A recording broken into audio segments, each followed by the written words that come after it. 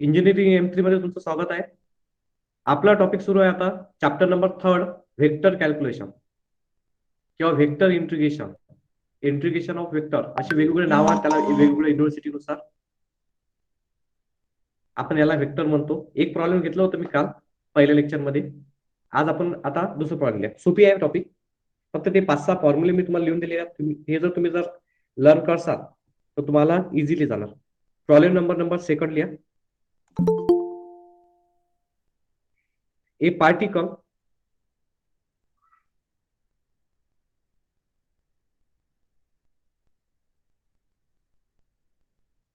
goes along the curve.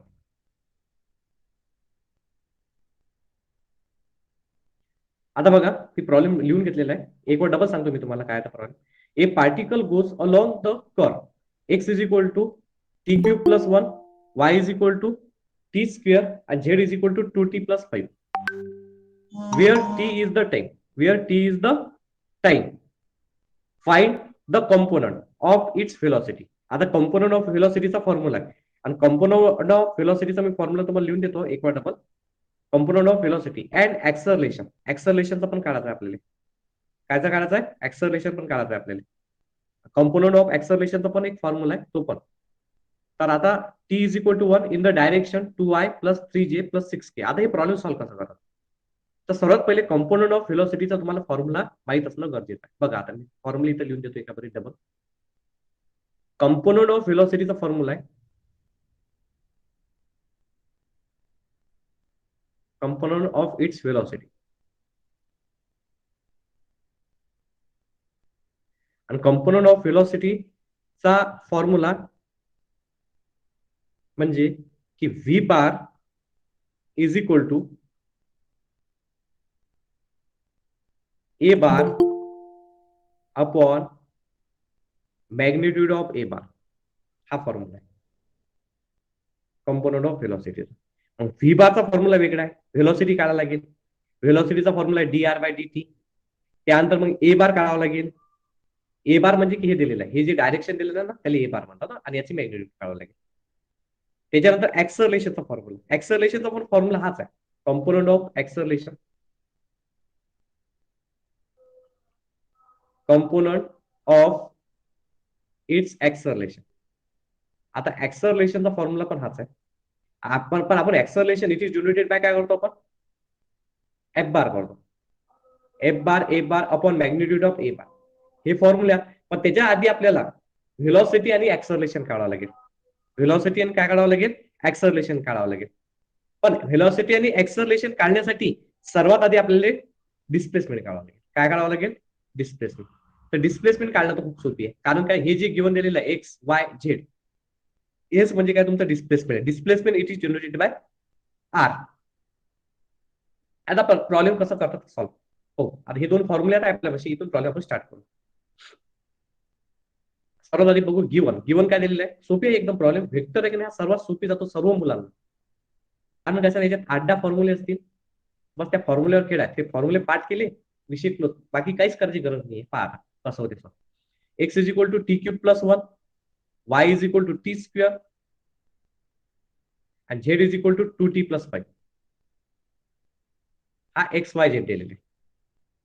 एक दिलेला आहे एक्स वाय झेड. आता डिस्प्लेसमेंट सर्वात आधी व्हेलॉसिटी कधी काढायची असली तर डिस्प्लेसमेंटचा फॉर्म्युला तुम्हाला पाठ असणं गरजेचं आहे. हे मी तुम्हाला काल फॉर्म्युला लिहून दिलेली sir. Displacement it is generated by r bar. आणि आर बार म्हणजे फक्त हेच आपला काय एक्स आहे प्लस वाय जे प्लस झेड के झालं. हे बार घेऊन देऊ याला कॅप देऊन देऊ.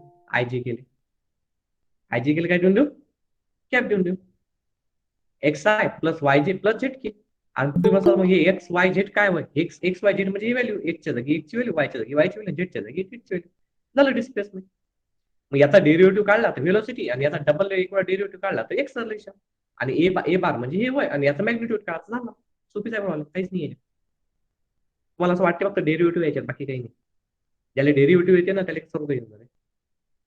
काय ते displacement x bar is equal to t cube plus 1 हा i, y bar is equal to t square हा जे, आणि त्यानंतर z is equal to 2t plus 5 k. Cap याला कॅप देऊन देऊ, नाही दिली तरी चालते, काही प्रॉब्लेम नाही. याला काही जास्त कॅप खाल्याची सवय नाही. हा झाला तुमचा displacement ready. Displacement ready. Displacement r ready. Displacement ready झालं. व्हेलॉसिटी आणि एक्सलेशन काढू. आता दोन पार्टिशन करतोय. व्हेलॉसिटी आणि एक्सलेशन. आता बघा कसं काढतात, व्ही आणि एफ कसा काढतात फॉर व्हेलॉसिटी. आता लक्ष द्या, फॉर्म्युला फॉर व्हेलॉसिटीसाठी फॉर्म्युला आहे. व्हेलॉसिटीसाठी फॉर्म्युला आहे v bar is equal to d r by d t. म्हणजे याचा डेरिव्हेटिव्ह काढा, विषय क्लोज करा. हा व्हेलॉसिटीचा. आणि ऍक्सलरेशन जर काढायचं असेल, काय काढायचं असेल, ऍक्सलरेशन जर काढायचं असेल, फॉर ऍक्सलरेशन,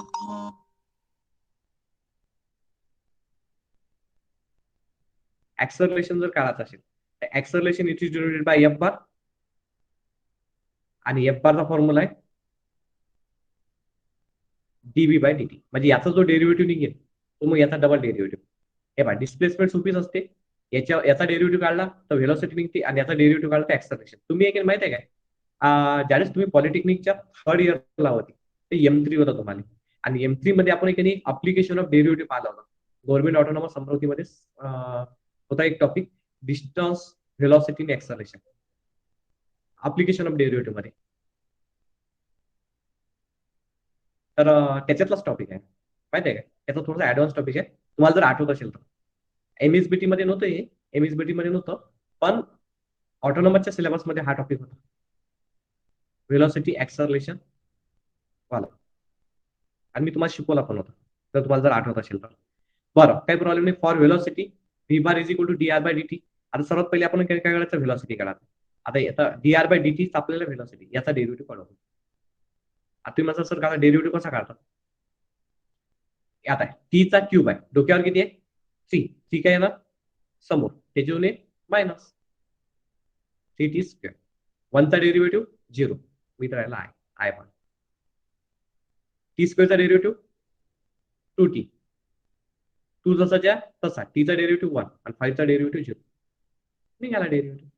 बघा काय केलं, टी क्यूब आहे, टी क्यूबचा डेरिव्हेटिव्ह काय ते, डोक्यावर असला तर समोर त्याच्यावर एक मायनस. कॉन्स्टंटचा डेरिव्हेटिव्ह 0 तो लिहिलाच नाही. टी स्क्वेअरचा डेरिव्हेटिव्ह 2t, टू जसाच्या तसा, पण याच्यासोबत कॉन्स्टंट आहे, पण याच्यासोबत टी पण लागला. जसं एकचा डेरिव्हेटिव्ह 1 तसं टीचा डेरिव्हेटिव्ह 1, कॉन्स्टंटचा डेरिव्हेटिव्ह 0. समजलं का सांगा, व्हेलॉसिटी समजली तुम्हाला. व्हेलॉसिटी काढली आपण, 3t स्क्वेअर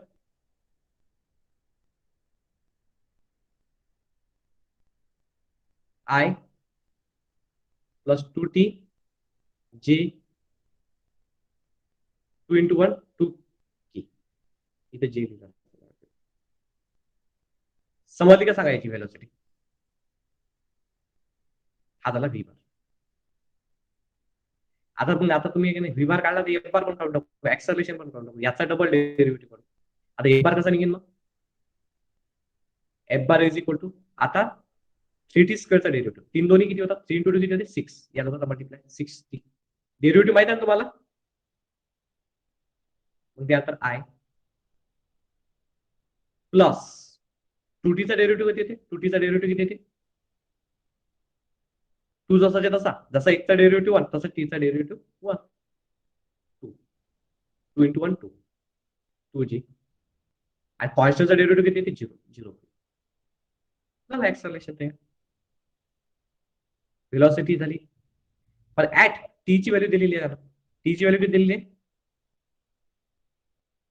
टी ची व्हॅल्यू दिलेली आहे, हे हे प्रॉब्लेम मध्ये दिली. Problem t is equal to 1, हे माहिती problem, t is equal to 1, t ची व्हॅल्यू किती दिलेली आहे 1.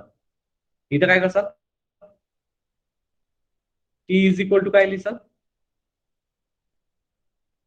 1, तर व्ही इज इक्वल टू काय ना, हे गिवन दिलेलं आहे. टीच्या जागी जर 1 पुट केलं, हे टीच्या जागी काय केलं 1 पुट केलं, तर 1चा स्क्वेअर किती ते 1, 1 इंटू 3 3 आहे, हा झाला 3 आहे. टीच्या जागी 1 पुट केला, 2 into 1 2 2g plus 2g,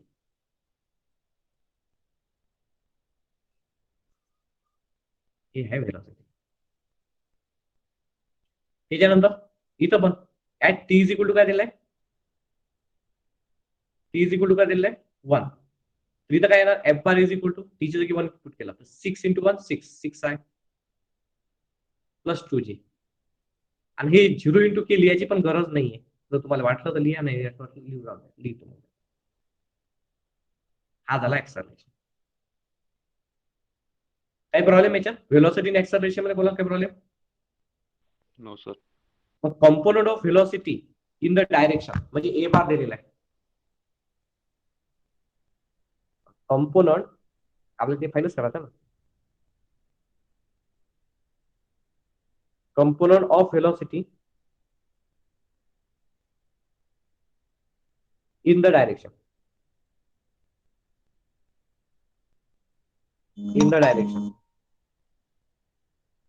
of a bar दिलेला आहे. ए बार किती दिलेलं आहे, 2i प्लस 3j हे गिव्हनच दिलेलं आहे प्लस 6k.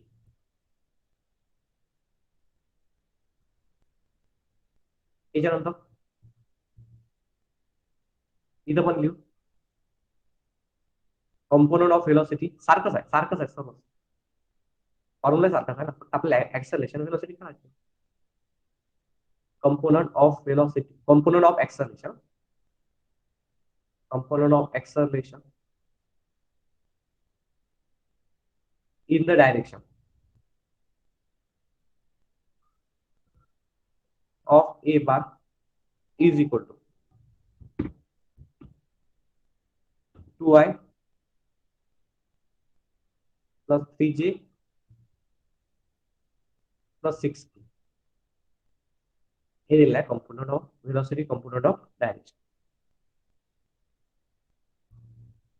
त्याच्यानंतर आता फॉर्म्युला, काय फॉर्म्युला आपल्याविषयी, फॉर्म्युला काय म्हणते, v bar into a bar upon mod magnitude of a bar. इथं पण इथं फॉर्म्युला काय, F bar into a bar upon magnitude of a bar. हे सारखंच आहे, बाकी काहीच नाही. आता कसं येणार मग, व्ही बार किती होता, व्ही बार होता 3i plus 2j plus 2k. ए बार किती आहे 2i plus 3j plus 6k हे घेऊन अपॉन याचा मॅग्निट्यूड काढून. मॅग्निट्यूड कशी काढतात, अंडर रूट ऑफ ए ची मॅग्निट्यूड काढून ना, 2 चा स्क्वेअर पहिले आय चा कोएफिशियंट 3 चा स्क्वेअर प्लस 6 चा स्क्वेअर. इथं पण सेम बघा, इथं कसं आहे ना 6i प्लस 2j प्लस 0. इथं ए काय होता 2i plus 3j plus 6k upon under root a चा स्क्वेअर प्लस म्हणजे की 2 चा स्क्वेअर प्लस 3 चा स्क्वेअर प्लस 6 चा स्क्वेअर बाय कॅल्क्युलेट. आता कधी लक्षात ठेवायचं, इथं जर दोन याचा मल्टिप्लाय करायचा डॉट प्रोडक्ट, वेक्टर कॅल्क्युलेशन नावाचा एक चॅप्टर होता आपल्याला, तर त्याच्यात डॉट पाहिला होता. मल्टिप्लाय करताना दोन याचा मल्टिप्लाय करताना कधी लक्षात ठेवायचं, पहिल्यासोबत मल्टिप्लाय करायचा, मला सेम प्लस करायची, दुसऱ्यासोबत, तिसऱ्यासोबत, म्हणजे कसं बघा 3 मल्टिप्लाय बाय 2 आय चा आय सोबत मला सेम प्लस, जे चा जे सोबत 2 मल्टिप्लाय बाय 3 आणि के चा के सोबत मला same plus 2 multiply by upon 2 चा स्क्वेअर येते 4, 3 चा स्क्वेअर येते 9 आणि 6 चा येते 36. याचं कॅल्क्युलेट करू आता, 3 इंटू 2 येते 6 प्लस 3 इंटू 2 येते 6, 6 प्लस 6 12 आणि 6 इंटू 2 12 म्हणजे 36 121. नाही किती बोलू राहिलं, 3 इंटू 2 6, 3 इंटू 6 6, 6 प्लस 6 12 आणि 3 इंटू त्यानंतर 2 इंटू 6 होते 12, 12 प्लस 6 प्लस 6. एक स्टेप देऊन देऊ ना आपण, 6 प्लस 6 प्लस 12 आणि इथं आपण ऑन रूट मध्ये किती आहे 4 + 6 + 36. 4 + 6 + 36 किती होते? 49. आणि 6 + 6 + 12 किती उरालं? 24. 24 I/7 याचा आन्सर. आता एक्सलेशन. सर पुन्हा रिपीट करा सर. आता लक्ष द्या, याचा डॉट प्रोडक्ट कसा करतात लक्ष द्या. पहिल्या सोबत मल्टिप्लाय 3 × 2 सोपीच आहे. 3 × 2 मतलब सिंपल दुसऱ्या सोबत 2 × 3 तिसऱ्या सोबत 3 × k सॉरी 3 × 6 k आणि इथं पहा 2 चा स्क्वेअर 4 3 चा स्क्वेअर 9 आणि 6 चा स्क्वेअर 36. 3 × 2 6 होता, 2 × 3 6 होता आणि 2 × 6 12 होता. 4 + 9 + 36 म्हणजे 49 म्हणतात. 6 + 6 + 12 24. 24/7. आता इथं बघा, मी पुन्हा रिपीट करतोय प्रॉब्लेम, काही प्रॉब्लेम नाही. एक वेळा डबल करू आपण रिपीट, पण एक वेळा बघून घ्या. काय करतात आता इथं आपल्याला डॉट प्रोडक्ट करायचं आहे. तर 6 × 2 पहिल्यासोबत 6 × 2 दुसऱ्यासोबत 2 × 3 तिसऱ्यासोबत 0 × 6. बघा आयचा आय सोबत मल्टिप्लाय, जे सोबत मल्टिप्लाय, केचा के सोबत मल्टिप्लाय. येतं का लक्षात? अपॉन अंडर रूट 2 चा स्क्वेअर किती येते? 4. 3 चा स्क्वेअर किती येते? 9 आणि 6 चा स्क्वेअर किती येते? 36. 6 × 2 येते 12, 3 × 2 येते 6 आणि 0 × 6 येते 0 अपॉन अंडर रूट 49. हे आणतात 12 + 6 येते 18 आणि 49 चा स्क्वेअर रूट येते 7. हे याचे आन्सर. एक वेळा लक्षात ठेवा कसं केलं. प्रॉब्लेम आहे थोडंसं लेंदी पण हाय सोपी. बघा प्रॉब्लेम काय आहे. प्रॉब्लेम मध्ये a particle goes along the curve x is equal to t³ + 1, y is equal to t² and z is equal to 2t + 5, where t is the time. Find the component of its velocity and acceleration at time t in the direction of 2i + 3j + 6k. हे direction म्हणजे a ची value आहे. तर काय आपल्याला आता काय find करायचं आहे?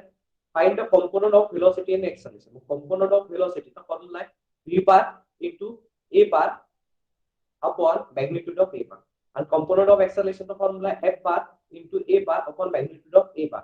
आता आपल्याला v बार आणि आता a बार काय आहे ते 2i + 3j + 6k हे a बार आहे. याची मॅग्निट्यूड पण काढता येते. मॅग्निट्यूड म्हणजे होते अंडर रूट याचा स्क्वेअर नाही प्लस मध्ये. पण मग v बार आणि y बार f बार काढायला लागते आपल्याला. v बार आणि f बार म्हणजे व्हेलॉसिटी आणि एक्सेलरेशन जर काढायचं असेल तर आपल्याला डिस्प्लेसमेंट माहित असणं गरजेचं आहे. तर सर्वात आधी आपण डिस्प्लेसमेंट काढू. त्याच्यासाठी गिवन काय दिलेलं आहे? x is equal to t³ + 1, y is equal to t² and z is equal to 2t + 5. तर डिस्प्लेसमेंटचा फॉर्म्युला काय? r is equal to xi + yj + zk. x च्या जागी लिहिलं t³ + 1, y च्या जागी लिहिलं t² आणि z च्या जागी लिहिलं 2t + 5. बाकी काहीच नाही. मग त्याच्यानंतर मग काय केलं? याच्यावरून आपण आता व्हेलॉसिटी काढू. व्हेलॉसिटी म्हणजे याचा एक वेळा डेरिव्हेटिव्ह आणि एक्सेलरेशन म्हणजे की याचा अजून एक वेळा डेरिव्हेटिव्ह. आता मग काय केलं? t³ चा डेरिव्हेटिव्ह काय आहे? t² डोक्यावरचा समोर त्याच्यावर 1 - 3 - 1 2. 1 चा डेरिव्हेटिव्ह 0. 3t² × 1 3t² आहे. t² चा डेरिव्हेटिव्ह 2t. 2 जसाच्या तसा आणि t चा डेरिव्हेटिव्ह 1 आणि 5 चा डेरिव्हेटिव्ह 0. 2 × 1 2. इथं काय झालं? 3t² i 2tj आणि 2 × 1 2k. मग t इज इक्वल टू काय दिलेलं आहे? 1. हे गिवन दिलेलं आहे. t च्या जागी 1 पुट केलं. 1 चा स्क्वेअर किती ते 1. 1 × 3 3. 2 × 1 2 आणि 2k. मग याचा डेरिव्हेटिव्ह काढा. हे बघा याचा डेरिव्हेटिव्ह या कॉन्स्टंट याचा नाही काढा. याचा वरचा याचा अगेन डेरिव्हेटिव्ह. तर एक्सेलरेशन भेटते f bar is equal to हे बघा 3 × 2 किती होते? 3 × 2 किती होते? 6t. हे पहा 2 आहे ते समोर त्याच्यावर एक मायनस 2 - 1 1. 3 × 2 6 आणि 2 - 1 म्हणजे 1 म्हणजे 60 i आणि 2 जसं तसा t चा डेरिव्हेटिव्ह 1 1 × 2 2 आणि ज्या फंक्शन मध्ये t लागला नाही त्याचा डेरिव्हेटिव्ह 0. मग t इज इक्वल टू किती आहे? 1 आहे. तर t च्या जागी काय केलं? 1 1 × 6 6. इथं काही 0 असतो 2 आणि हा 0. पहिले v भेटला आणि f पण भेटला. मग component of the velocity in the direction of a bar is equal to 2i + 3j + 6k. हे सारखंच आहे. आपण आता फॉर्म्युला लावला v bar a bar into magnitude of a बार. तर v बार आहे की नाही हे काढला आपण 3i + 2j + 2k आणि ए बार ऑलरेडी गिव्हन असते 2y plus 3j plus 6k आणि याची मॅग्निट्यूड काढली 2 चा स्क्वेअर प्लस 3 चा square plus 6 square F bar आपण काढलेलाच आहे इथं बघा 6 आहे प्लस 2j प्लस 0k त्यानंतर ए बार